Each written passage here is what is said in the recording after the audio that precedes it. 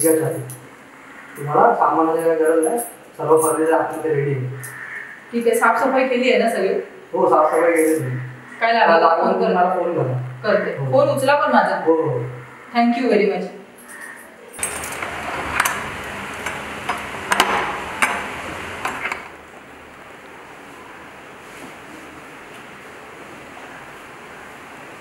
अंधार आहे सगळं. मम्मी ती मस्त रूम आहे ना? मला खूप आवडला आणि मोठा पण आहे. मला खूप आवडला आणि फर्निचर पण इकडे सगळं ना. थोडं मोठं पाहिजेच होतं ना. छान आहे. तुला बघूया. आवडलं मला, मस्त आहे. सगळं आहे इथे फर्निचर वगैरे. चल चल आवरून घे.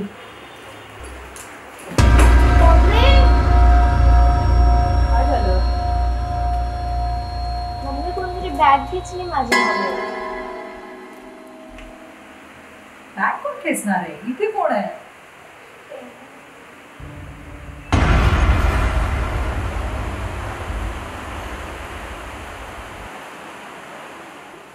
कोणी नाही ग. चल, वाद झाला असेल तुला. चल फ्रेश हो पटापट.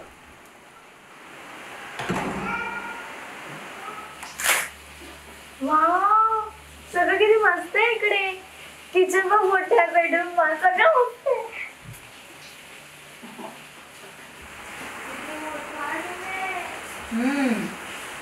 खेळ आता.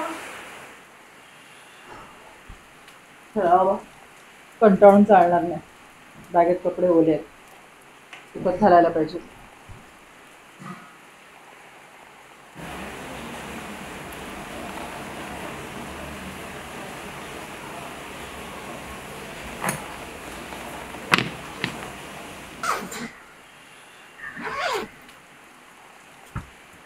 लावून घेते पटापट. पाणी आहे नाही आहे काय माहिती, सगळं बघावं लागेल. बापरे.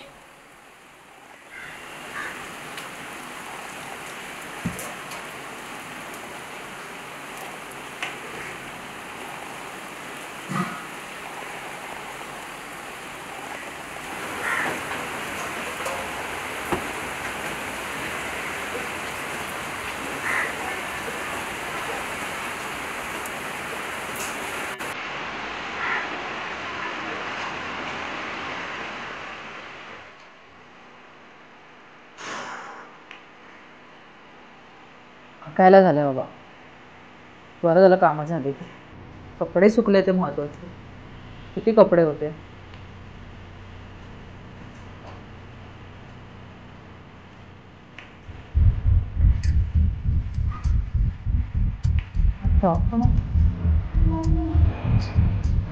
आता सगळे कपडे काढ. नेहा, तुझ्या मैत्रिणीचा फ्रॉक वगैरे आणला होतास का तू? नाही, कुठे आहे? नक्की नाही आणलास? नाही आणला. कुठे आहे? कुठचा फ्रॉक? मी आता सगळे कपडे काढून ठेवले. तू कुठला फ्रॉक नाही लावलास ना? मी काल आले, मी कधीपासून आणते. हा फ्रॉक कोणाचा आहे? कुठे आहे तुझे? काहीच नाही. अगं तुला दिसत नाहीये? अरे तुझा फ्रॉक. हा बघ, निळ्या कलरचा. अगं नाही तिथे फ्रॉक. बघ तू थकून आलायस ना म्हणून तुला वाटतंय. आराम कर, सगळं होईल. कुठे काय फ्रॉक नाही. बस तू. ग अशी काय करतेस?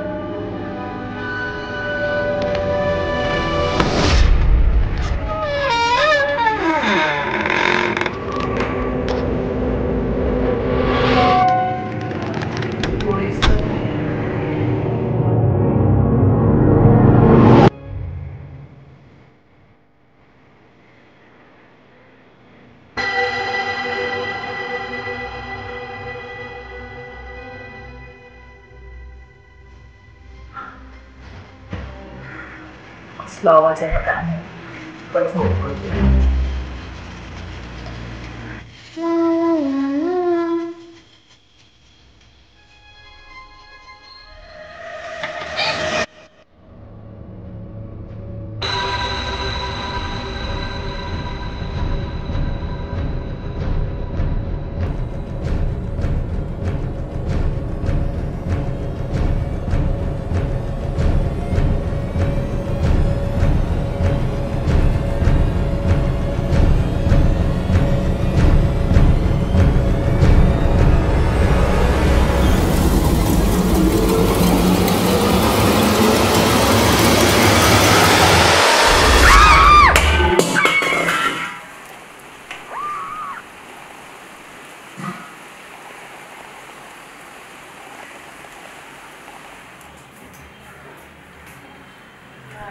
मम्मी कसला आवाज येतोय?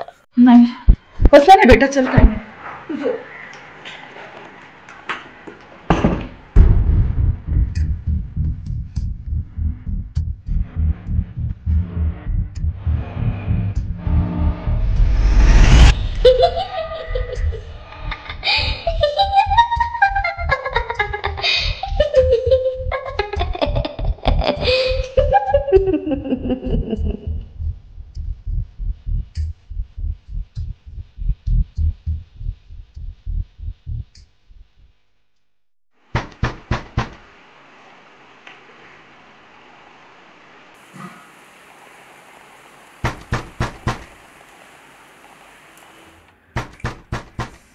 मम्मी कोण आहे बघ ना.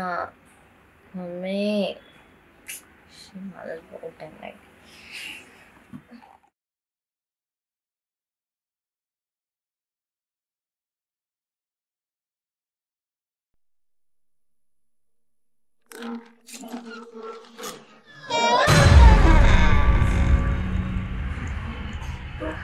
बाहेर कशी? अरे कशी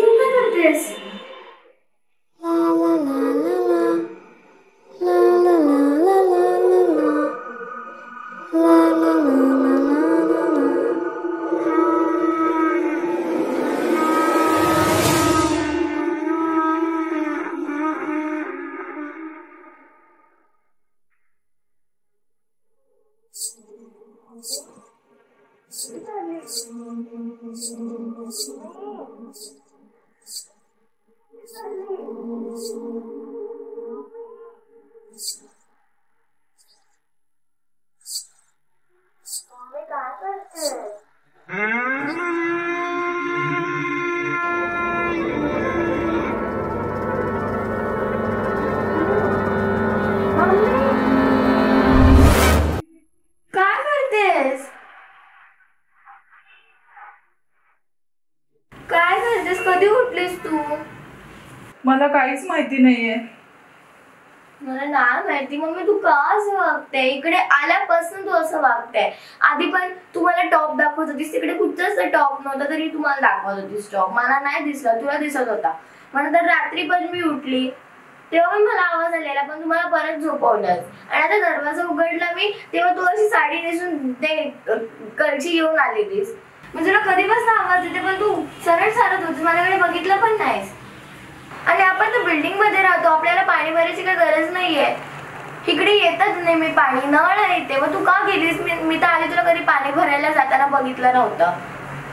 मला नाही माहिती, मी नाही गेले पाणी आणायला. मला काहीच माहिती नाहीये. तू जा, तू आराम कर. मी सकाळी आहे ना साडी कोणी घातली? मी सकाळी त्या दादाला फोन करून सांगेन सगळं. तू जा, तू आराम कर, तू राहू दे, ते सगळ्यांनी जा आराम. अगं पण अरे ते नंतर बघूया.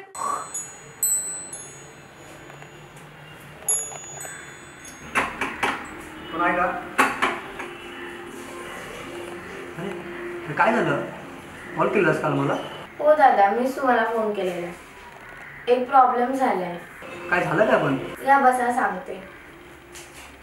अरे दादा, काल आम्ही आलो ना तेव्हापासून आमच्यावर एक विचित्रच घडतंय आणि मम्मी तर एकदम वियर्ड वागते. काल पण रशीवर कपडे नसताना मम्मीला कपडे दिसत होते आणि मग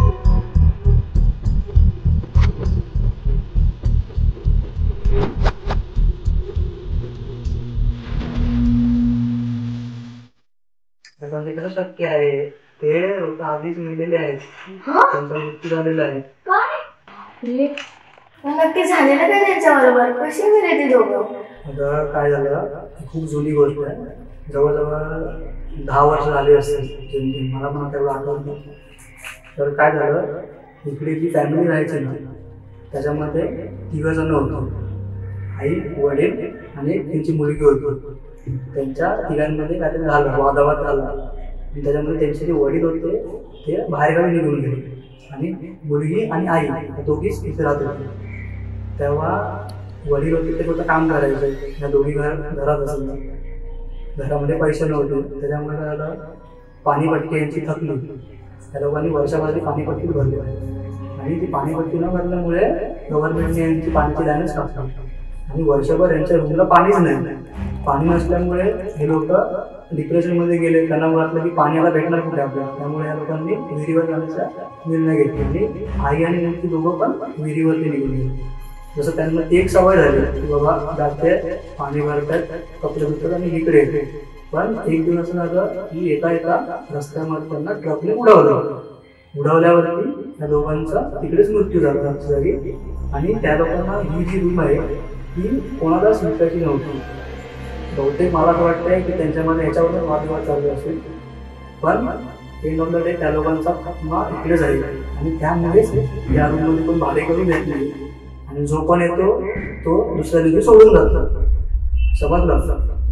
बापरे, ज्या घरात एका रात्रीच एवढा त्रास होतो त्या घरात राहून फायदाच नाहीये. मी मम्मीला जाऊन सांगते, आम्हाला नाही राहायचं या घरात.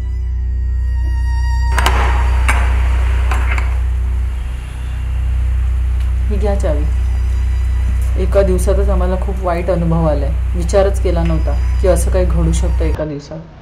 प्लीज तुम्ही कोणाकडून तरी हे काम करून घ्या घराचं, किंवा कोणाला देऊ नका, एवढी विनंती आहे.